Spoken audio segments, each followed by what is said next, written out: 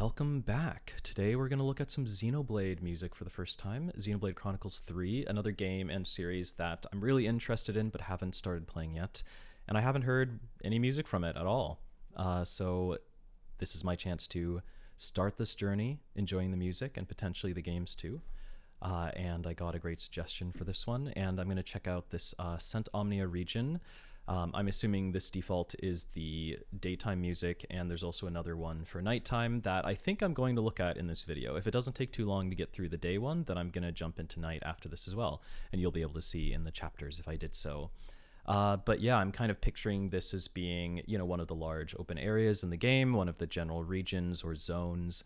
And honestly, some like JRPGs that have either large regions or are even open world sort of style, some of their best music comes in like their general region themes. For example, one of my favorite tracks in any game, which I think is a kind of, I don't know, fairly obscure pick, is from Final Fantasy 13-3 Lightning Returns.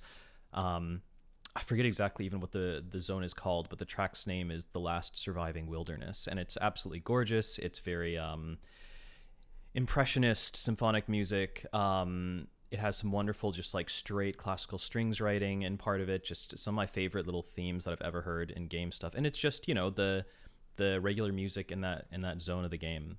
I find that can a lot of times be really a hotbed for like exploring some beautiful ideas, and you kind of know the player's doing a variety of things in that space. It's not super like defined exactly what they're going to be up to because it's a whole region. So it almost gives a composer more freedom to really just do what they want to do. Like they less have to fit an exact like mood of action going on. There is a mood of the setting, but the more open an area is that you're scoring music for, that contains a variety of different things you could be engaged in, sort of like the more like universal you get to approach the composition process with. And I think that might be one of the reasons why some of these themes end up being my favorite.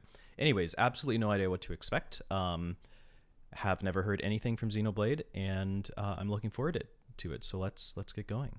Let's see.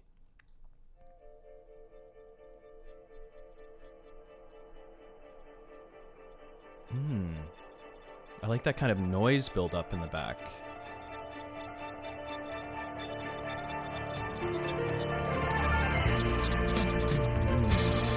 What an intro.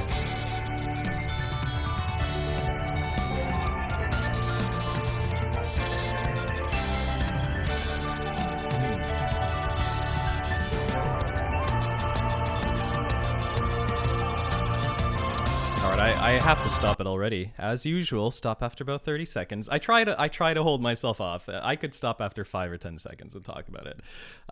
But I try to make it for 30. There's just too much to say. Obviously, I don't want to get lost in that intro, as beautiful as it is, because I could talk about that for ages.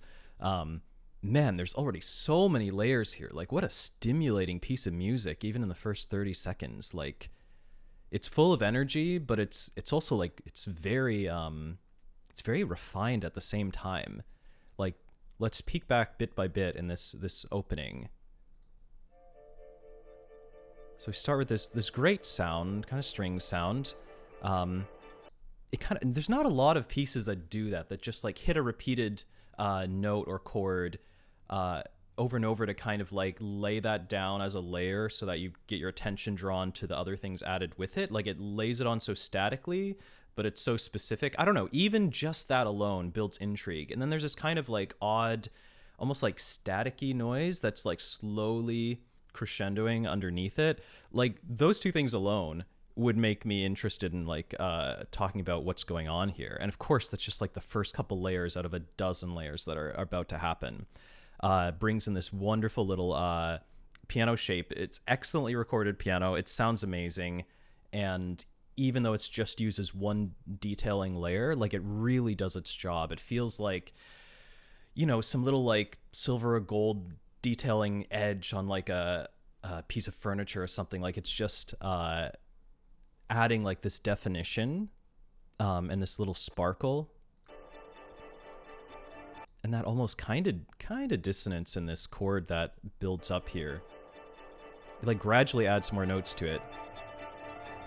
And get this little hypnotic piano shape. Then all of a sudden we bring in the drums and guitar.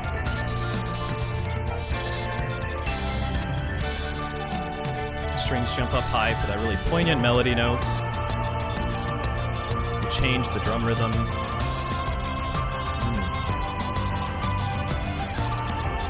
Wow.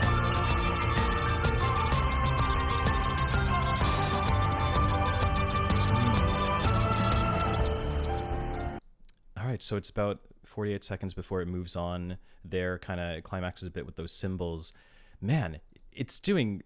I honestly don't know if anybody can break this down in under, you know.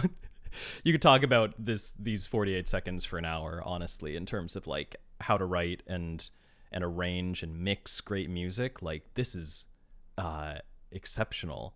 And it definitely is in the idiom of like this kind of JRPG music. I mentioned last video that I really like music from the East series. It's a series I've played most of the games, and again, has that classic JRPG mix of like sort of classical orchestration, sort of like almost sometimes a like J-poppy kind of feel, but you also have these rock elements. You get a lot of, you know, guitar solos and things, and these rock drum kits. So it's like it's sort of a classic combination of sounds, but it's, you know, you can use those sounds and have a decent like soundtrack to a JRPG and enjoy it, but you know, it's how you use them that makes music more interesting. And just the melodic choices, the harmonic choices are feel like something a little more here, to where it's more than the sum of its parts, which is, you know, definitely the goal with music. Yeah, I got to hear this last bit again because it did some great things melodically and harmonically that like I hope we get to keep hearing more in the track repeated, because they're really good.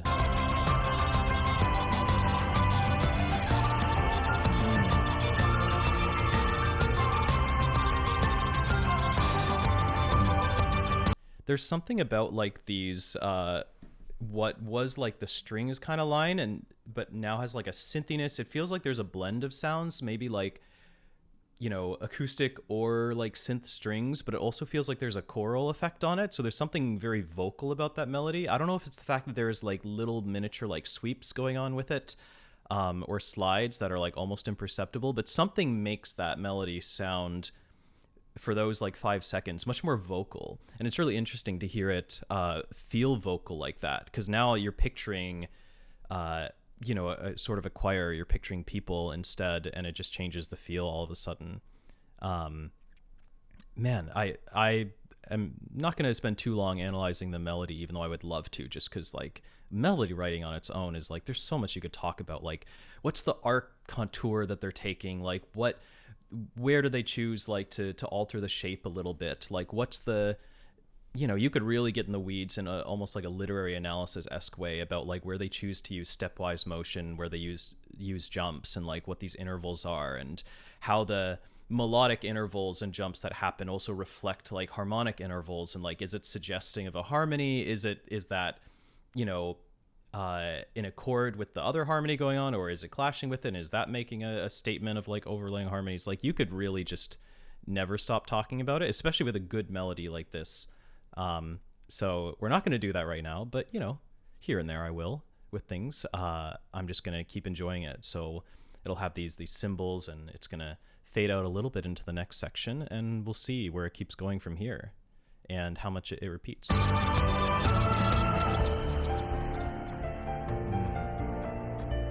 God, that's so catchy.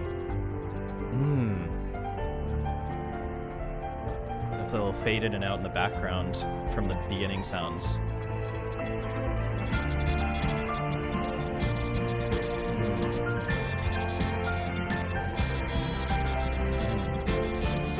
God, it's rich with a lot of different emotions. That keeps brightening it up and bringing in energy, but it mixes in a lot of other emotions with it at the same time.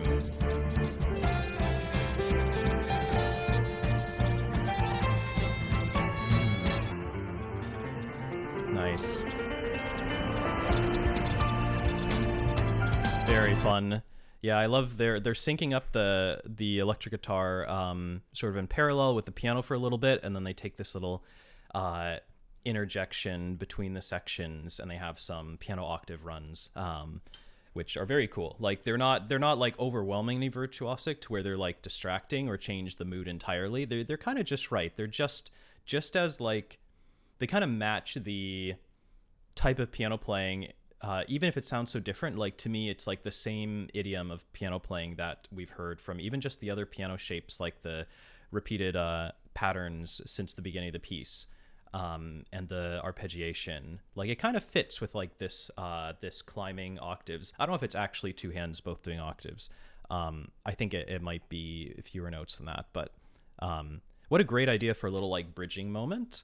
It's definitely not something you hear like ever in a piece like this.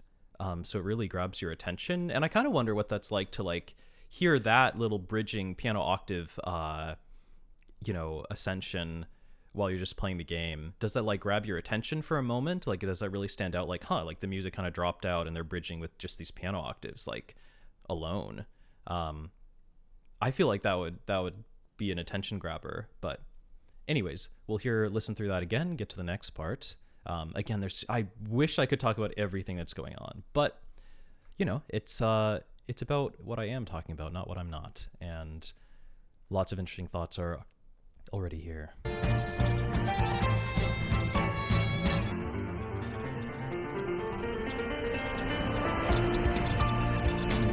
Yeah, what a great build.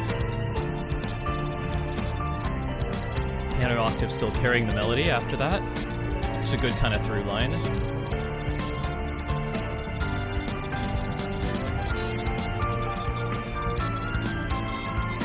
Ooh, the strings take over the same melody line. Step up even higher.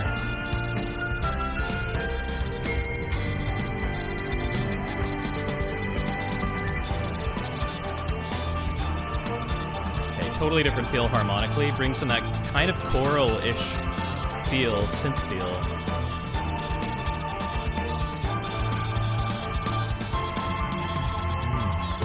That was a really interesting chord to end on there. This one. That, like, what an interesting chord choice to just end that section and then just move straight on. Like, completely throwing any kind of traditional cadence out the window there, which you love to see. I mean, a wonderful, like, traditionally governed cadence is a beautiful thing, but there's also no need to do it necessarily. Why not? Why not end a section right there? Why not make you wonder a little bit about the feeling that concluded on? Like, you're free to do whatever you want. And I liked that kind of sense of originality there. What I want to say at this point is just bring the discussion a little bit around the fact that this piece does a lot of something I've brought up in other pieces, but it does it constantly, which is this sort of like, in a melody and harmonically, like with your chords, kind of stepping everything up higher, one step up or more, and just energizing it, bringing brightness and energy, almost like you crank up a knob on like positivity in just the emotion. And you can do this by like stepping everything up a whole step at the same time. Sometimes it's just like, oh, you have the same melody, and then when it reaches the peak of its melodic arc, you just go another note higher. And that's something that I highlighted in the very first the Waltz di Fantastica in my last video with Final Fantasy 15, when the bass waltz in the game states its melody the second time. It does step up another note higher when it does the same arc. So I talked about that a little bit there. Very common, and again, it can happen only in the melody and you don't even change the harmony, but it's still, something feels a little bit more energized, a little bit lifted up. It's funny because it literally is lifting up, but there's a connection to us of even picturing it have some conceptually associated things with ascension or elevation. Like, there's something about these like positive emotions, about light, about height, like verticality, that seem almost like a too obvious association with like a higher note. But it really does work that way. There's a lot that it communicates and that your mind jumps to in this kind of universal language of music, from those steps up. And a step higher in a melodic statement, especially using a melody you've learned to remember, and you take that and in a repeat statement you go a little higher somewhere, then people notice, and that feels like an ascension. But even more when you change the harmony, you change the chords, and you step them up. And this is a piece where I feel like constantly, dozens and dozens of times throughout every section, it's taking opportunities to step up the melody and the harmony, sometimes multiple times in a row, just like repeatedly raising the level on that sort of positive energy. And then it does mix in other emotions, like I mentioned. Like, it's not all just like pure, happiness or excitement, but it is there a lot of the time. It's a very energetic feeling. And it's so interesting to like have focused on that in other pieces and to hear one that almost constantly throughout these sections of music, it's pulling that lever over and over again, very intentionally, to increase how how excited and elevated everything sounds. And it's really, really intentional. And it's just cool to see like what happens if you just like use this everywhere. Like, you don't save it for moments to elevate the energy. You just say, I want the whole piece to feel energetically elevated. Anyways, yeah, this is just like really fascinating to me. And there's probably more pieces that do it more like this, but it's the first one like I've seen or heard in a while that is like this. And let's continue and see if we get a loop of the same stuff, or if it's another 2 minutes of completely original sections.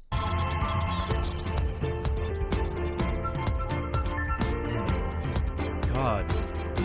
Again, what a catchy piano melody.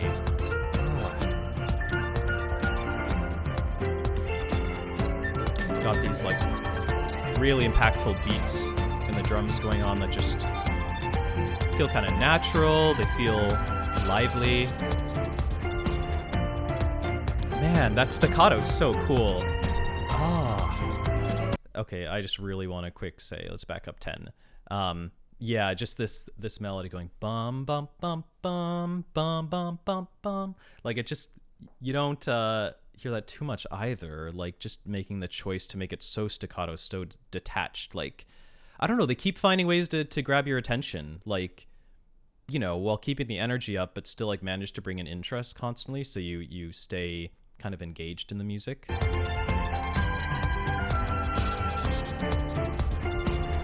And the way it contrasts, it's, staccato is very rhythmic, and it contrasts with the actual drum rhythm going on.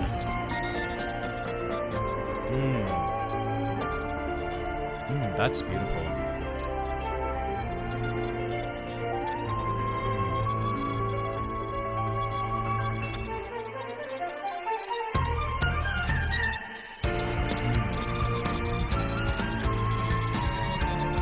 Okay, I have to say, how similar is that to the piano octave bridge that we had?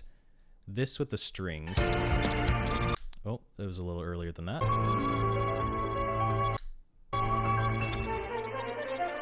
This. Now, where was this part before? Let me try to find it real quick. So I was at about 3 minutes. It is the same. Okay. Okay.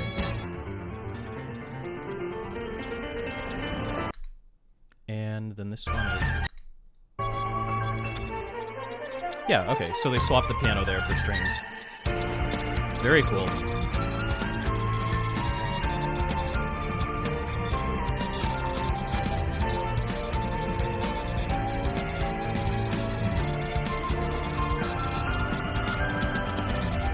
Such a memorable melody.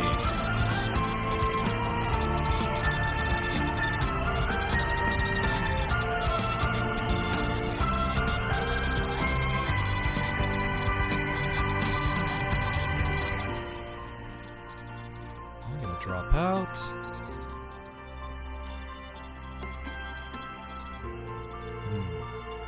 Love the little variety of percussion sounds here. Bring it back into something. I love that instrumentation choice. Nice. We get almost solo piano of the main theme with some drums.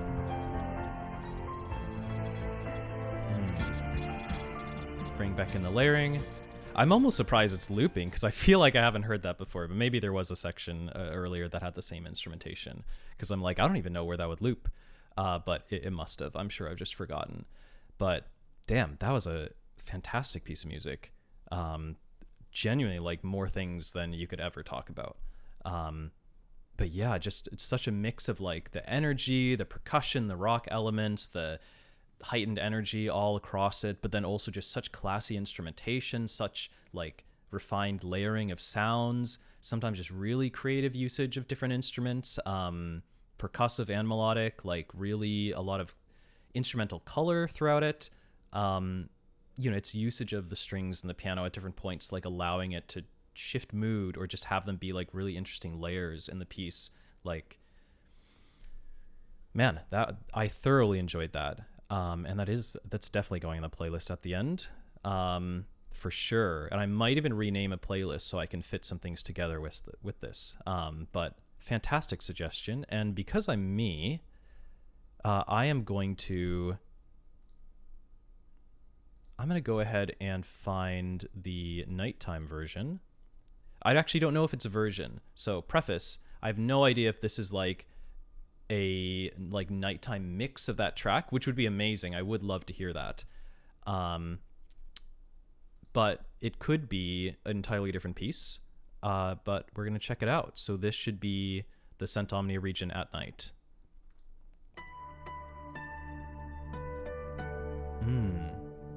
That might be a different piece.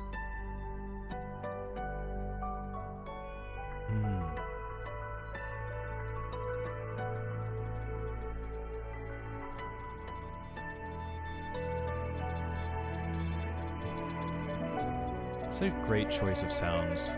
Ooh.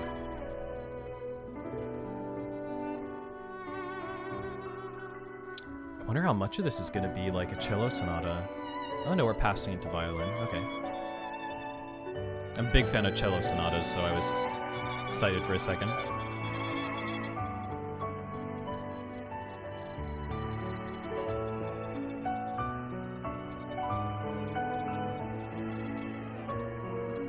Lovely chromatic step down the melody.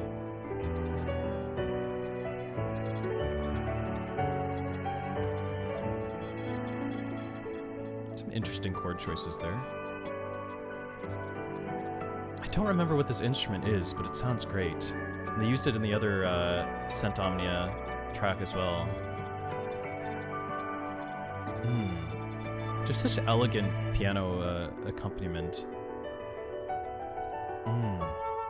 Oh, I love that so much. Like, there's something like, I don't know, there's a moment near the beginning that is mostly cello and piano that I love cello sonatas, which are just cello and piano, and was reminding me of that. And of course it switches to other instruments, but even just for a moment, just like capturing that expression had me really excited. And my favorite cello sonata is the Rachmaninoff cello sonata. Incredible piece of music. I think anybody would love it. I highly recommend checking it out. And especially on Pablo Ferrandez, his record Reflections is incredible. One of my favorite recorded albums ever. But just the Rachmaninoff himself, like, has piano shapes that, or patterns that are very similar to this one that we just heard, even if this is outside the context of the cello accompaniment with it. But there's just something I really in particular like about this kind of piano shape.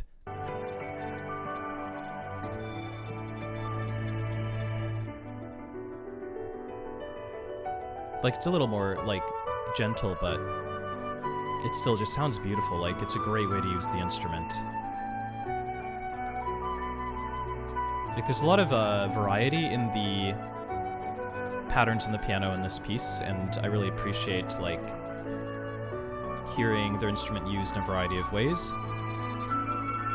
Because a lot of times it's not. A lot of times it's more static in soundtrack pieces.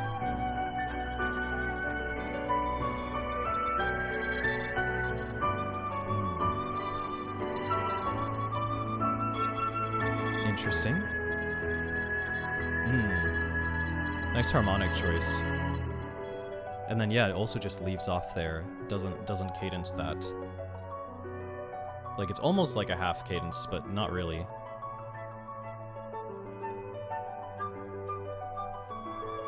You know, it's funny that this is one of those moments, like I mentioned in the FF15 video, where you might hear that piano arpeggio and like wouldn't want to say, oh, this is like quoting the Final Fantasy like prelude theme, because, you know, it's a piano arpeggio that sounds similar, but like that's a very like general thing you could do. In that case, it was like, this is a clear quote because it's so like it's pretty much on the same harmony. It's in a Final Fantasy soundtrack, like it's probably quoting it. In this case, in Xenoblade, is where I would do what I had talked about previously of saying I would not interpret it that way. I would not say these arpeggios have anything to do with the Final Fantasy prelude. As fun as that connection would be, it's too general, like a usage of the piano. But they sound beautiful for the same reason. Yeah, I mean, I'm very, very much enjoying this so far. And the shifts, every time it shifts instrumentation a little bit, like to this kind of flute and piano, it's really satisfying. Like every new section is thoroughly enjoyable.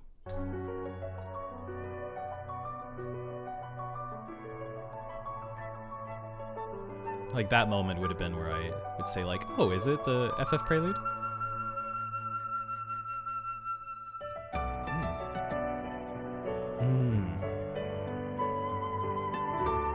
Man, I really do wish I knew at this moment what instrument that is, because it just adds such a character to the overall sound.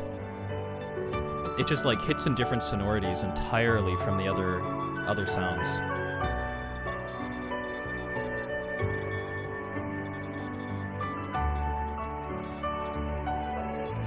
This reminds me a little more of the day part. Oh, this is from it, isn't it? I think this is the same melody. I mean, maybe the whole thing is an arrangement, and I couldn't tell that it was paralleling the day piece. But there, I definitely could. Yeah, no, it's very reminiscent of it now. Oh, and there we go. Unmistakably. Oh. Yeah, I have to go back and enjoy that. So cool that we get that little bridging moment in the day piece with piano octaves, and then we get it in the strings, and now we get it in solo violin, played in a much more like organic way by a single musician. And just has, again, a totally different feel. It's so cool to like, I don't know, that's one of the fun things about orchestrating. Like, I'm a big fan of solo piano music, and I do really like the fact that it does kind of even the playing field for this, the timbre, for the sound of the instrument, so that you really get to hone in on and focus on the composition and the structure, the melody and the harmony. Like, you get to hear like really nothing but like pitch and rhythm and some dynamics. Everything else is equaled out so that you can really focus on those elements of the music, and so much can be done there. But, you know, you do gain this whole other magic of music when you do go into using different instruments, and the colors you can bring in like really have a huge impact. And there's a huge art to it, of course, the art of orchestration and arrangement. But it's always a really enjoyable thing when a piece of music strikes upon like something memorable, and it also is memorable at first with a certain instrumentation, and then it does it again, but it mixes it up, and here even a third time mixing it up for you again, like something's hooked itself in your brain, so you're ready to recognize the same pattern again, and that makes you even more able to enjoy and appreciate that part of it's been changed. And to be honest, that's what music is kind of all about overall. Like, kind of the way we experience music is a lot with expectations, and you don't necessarily have to call it subverting expectations, but just a lot of like writing music and experiencing has to do with recognizing things you've heard and subconsciously kind of expecting to be a certain way, and then when they're different, you get to enjoy like, okay, I can anchor this to something I've heard, but something about it is fresh or different now. versus like it's a different psychological experience to just continually hear new material that has nothing in common. And playing with those different modes of experience are how musical structure generally works, like in a very broad definition. And yeah, one of the very effective, ways to engage that experience is to have a very distinct moment or section that is immediately memorable, and then to keep part of it exactly the same and change part of it. For example, the instrument. And it's so easy to enjoy. And I love like the almost kind of off-pitch sound of it for a moment, because it sounds so natural. Like I much prefer it that way. But it so much more sounds like what I remember from the day piece. Like I remember these melodies.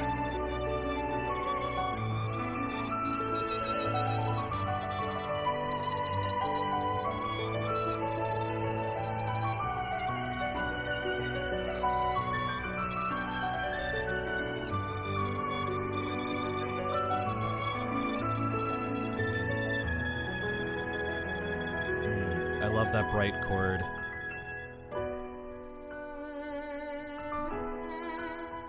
Back to the cello to close out, I hope. Just love that sound. You do the same transition as in the beginning. Sort of the same as the intro.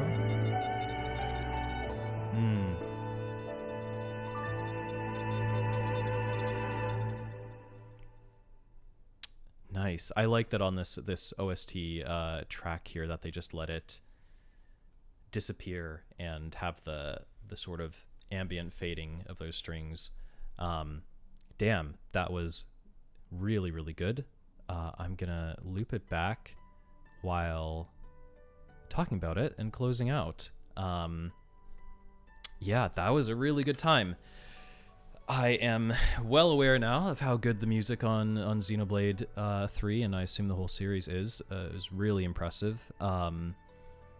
Just so much effort has gone into writing these pieces, and they sound so good. And I definitely want to hear more of them, so they're definitely going on these playlists. There's no way they're not. Oh, and this is my suggestions page, actually, so you get to peek at that. I am definitely keeping track when people suggest things, and I plan to look at as many of them as I can. If I ever get overwhelmed by too many suggestions, I will make a Patreon and have a process, but that's in the future. For now, we're just having fun. Oh shit, I just heard this beautiful melodic, I have to hear this again. That sounds so good. It's so beautiful. I love that moment. Anyways, we're trying to wrap up here. Yeah, what am I gonna do with these? I think I might...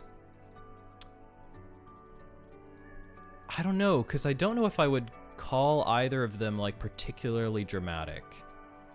Almost energetic game music. I almost want to put the night one on this unnamed playlist with Dewdrops at Dawn, but I think this was even more completely calm and beautiful. I don't know. I think I actually am going to put it on here. Xenoblade Chronicles 3. Sorry, my keyboard's in a weird place. Normally I type better than this, I promise. I know you're all judging me. But this is the Cent-Omnia Region Nights going on that. And I like the day one so much, I do want to keep listening to it as well. It's not forest music. It's not this incredibly peaceful music. Again, this piece isn't... It's got energy in it. More so than this. But I'm still willing to say they belong together for now. Maybe I'll parse it out differently later. Yeah, I'm just not sure that the energy of that kind of open field kind of rock and very positive music would go on dramatic. Dramatic is almost risk of being oversimplifying here, almost like minor key is more what I mean with that.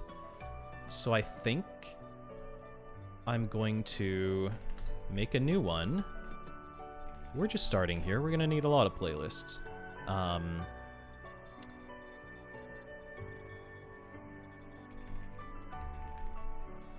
Let's see. Energetic, do I say energetic orchestrated? What do I call it? Classical? This is tough. I actually don't know what to call it. I might change this name later. I'm just going to pick something for now.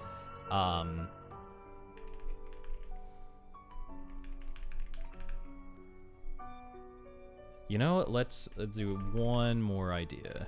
Orchestrated energy. How about that? Xenoblade Chronicles 3.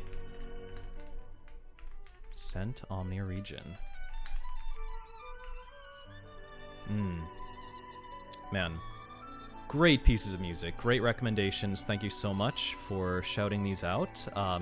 Seems like these were a great place to start with Xenoblade. Like, they're just such excellent pieces. I would be shocked if, like, the whole soundtrack could be up to this level. I imagine this is one of the best ones if it got recommended, but who knows? I mean, obviously the level of music writing is very high, so I look forward to more of this, more of anything else, and I'll see you guys in the next video, so thank you for watching. I hope you enjoy it.